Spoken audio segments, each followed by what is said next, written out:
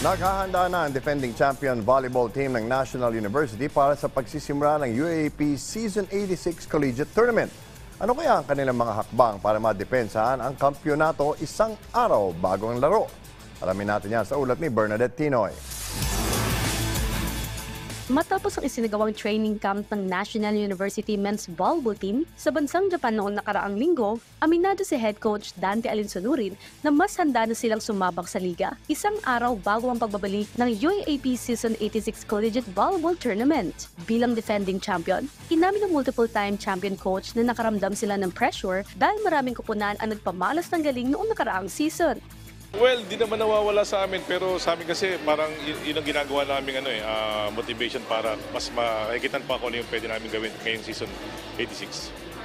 Bukod sa UAAP, puspusan na rin ng paghahanda ni Dante bilang head coach ng Chocomucho Flying Titans, 4 na araw naman bago ang pagsisimula ng Premier Volleyball League o PVL. Anya, bagamat may mga bago silang manlalaro sa kupunan, hindi ito magiging hadlang para mapalakas nila ang depensa at opensa sa team. Sa tagal na namin nag-training, siguro mga 1 month na rin. Unti-unti naman nakakasunod din sa kasi hindi naman sila mga bagong player eh. Mga veterano rin naman sila sa paglaro kaya madali naman sila makakasya pagdating sa ganong sitwasyon. Although siguro pagdating ng mga games pa, doon natin malalaman kung talagang magiging okay yung chemistry nila. Ano naman kaya ang target ni Coach Dante sa darating na UAAP at PVL season?